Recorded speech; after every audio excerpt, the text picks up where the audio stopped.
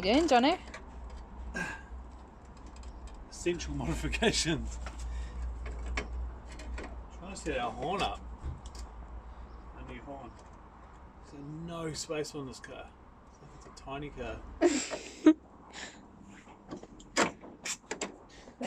I don't really want to block the radiator, but there's plastic all over the front of it anyway, so it's only got 2 little inlet slits, so I don't think it's a big deal. And that's sort of my biggest area that I've got to do it. It's 10 days until the latest possible day that we can leave for the rally and not miss the launch party. And we don't have any air conditioning. The clutch needs adjusting. We haven't done anything to our car yet. We haven't done any aesthetic or practical modifications. Number one priority is get this horn. Yeah, number one priority. We've got to have that comedy horn. There's just no point in doing the rally without that comedy horn. Yeah, today's mission is wiring this gang plate up for my steaming light horn. I don't have a winch. Under neon lights and side lights. Still waiting for my tools to arrive. Like, I've done 3 days work and this is seriously all I got. These here and these sort of screwdriver things that I found. Everything's star drive and it's all T25. So it's like putting together an IKEA kit set, but all the bumpers come off with this and go back on, front and back. All the panels come off with this. It's so strange.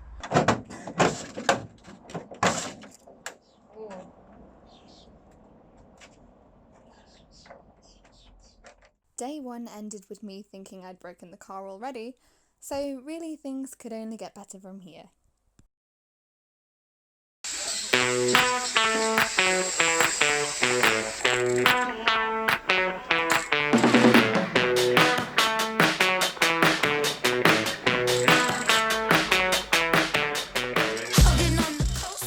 Day 2, I think we've got 5 or 6 days to go till we need to get this car ready.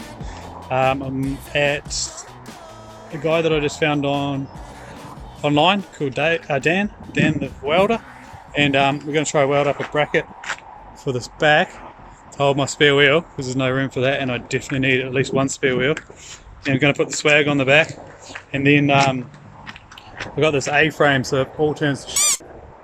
We've got that, so we're going to try to weld up the bracket for the front. But yeah, so here we go. So it's just gone 9 o'clock at night. I feel like a reporter holding this notepad like this.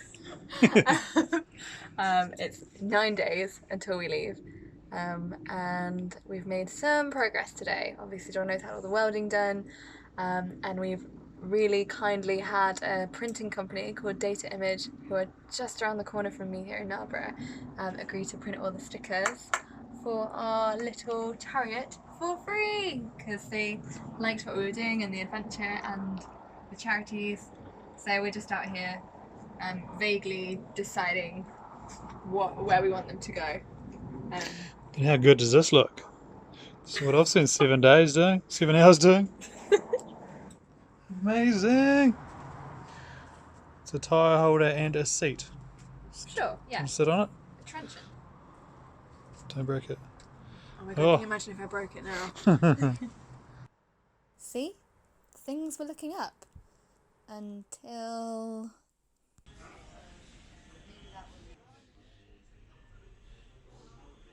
What's going on, babe?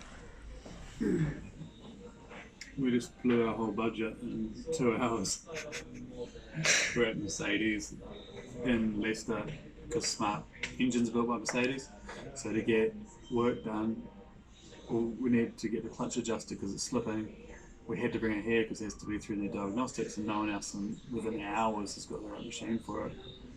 So we're like, okay, well, $300 an hour, we can afford now for them to sort it out and adjust it. We get here, they spend an hour and the plug doesn't work.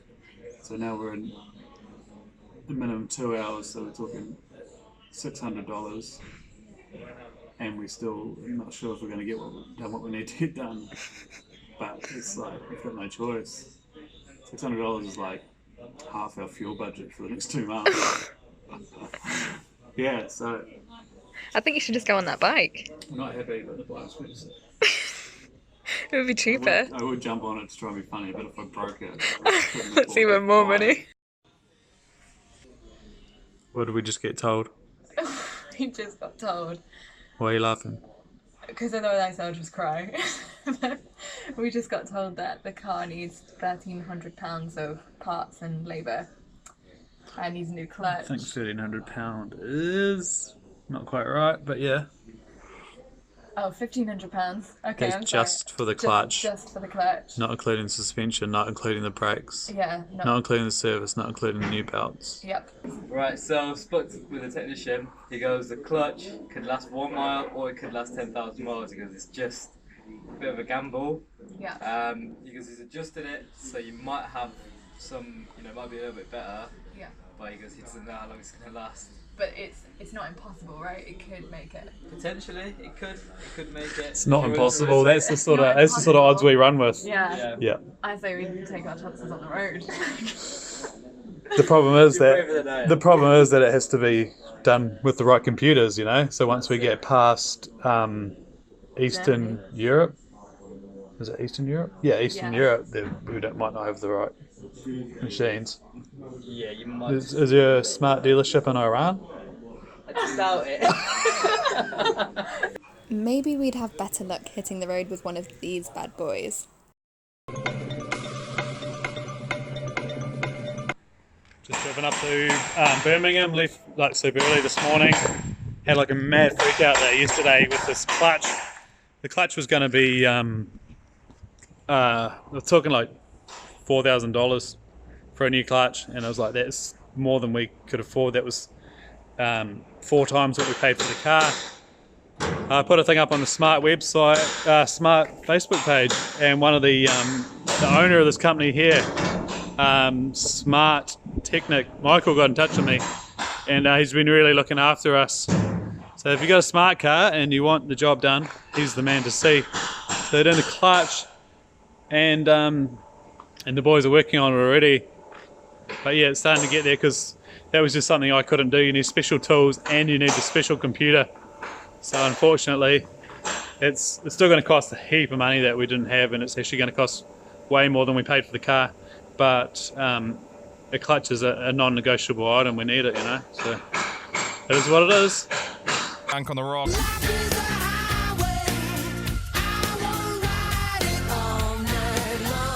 Got a lad called Jono on the phone who's about to embark on the Mongol Rally. Jono, good morning. What is the Mongol Rally? Well, 17 countries, about 18,000 kilometres, and from the UK across Europe, down through Central Asia, then all the way across to the far side of Mongolia. How many people are going to be doing this? This sounds like just a crazy amount of time spent in the seat. I think there's about 300 of us this year, and there's like about 10 or 12 Kiwis, which is a pretty decent number. But yeah, so there's no route. Everyone just starts at one big party, and then there's a finish line, and that's pretty much it. No assistance, just go for it. Oh, you've got to pick your own way across, navigate your own way through. Yeah, that's pretty much it. The fastest way is right across Russia, and there's like a central route, and we're going the southern route. We're going to try and get down through Iran, Turkey, Turkmenistan, Tajikistan, some pretty hectic countries. So you've decided to take the route with 3 deserts and 5 mountain ranges. Good on you.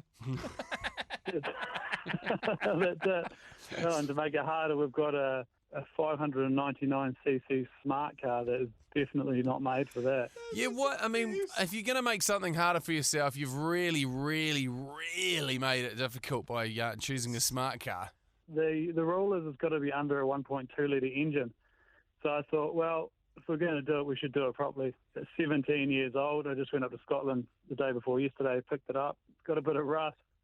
Needs a fair bit of work. The clutch is slipping, but we've got a week now to get it ready, and then we're on the road. I'm guessing you're going to be, some of those spots are going to be, fuel stops will be few and far between. You're probably going to have to take your own fuel on top of the roof, are you?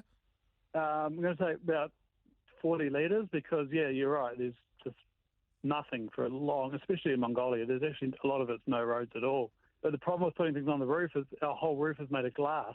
So I can't put anything on the roof. Oh, what? Well, once again, great car choice. Along with the car, what are the biggest dangers of this trip, you think? My girlfriend's not very good at driving. It's taken her 10 years to get her licence. Geez, you've really started 17,000 kilometres off on a great foot. Is that Rebecca in the background? That is here in the background. I think I might be single. Yeah. Gee, how long's this trip going to take you? We've got 8 weeks from start to finish, and I worked out from averaging 80, 90 k's an hour. We're doing about 6 or 7 hours driving every day. One last question before we let you go. Obviously, you're reasonably busy picking up the car and stuff. What modifications are you going to do to it? Because you're going to need to do a couple. If you're planning on doing 90 kilometres all day, I don't reckon you can do 90k an hour through a desert. So you're going to need to put some fats on it or something. I don't know. I've got flashing lights for underneath it and a funny sounding horn. Perfect. I've got new speakers in it. You'll be fine. Yeah. Yeah. Sounds like one of those Dakar trucks. Perfect. Okay, so it seems like it's been nothing but bad news lately, but Jono has just made one essential modification which has just lifted my spirits, brightened my day, and changed my mind about this entire trip and how comfortable it's going to be. We have a kettle! Jono playing with his toys. You are as well, look at you. You're like a little kid playing on your toy car. Making my toy car horny. You making toy car go broom? Making it go horny. The coolest car in the whole playground. Yeah, you can't say that, you're 5 years old. Oh, frickin'. Fried chicken frickin'. Thanks for watching, guys. Give us a thumbs up if you liked the video, and please consider donating to our fundraising for the amazing charities that we're doing all this for. The link's in the description below.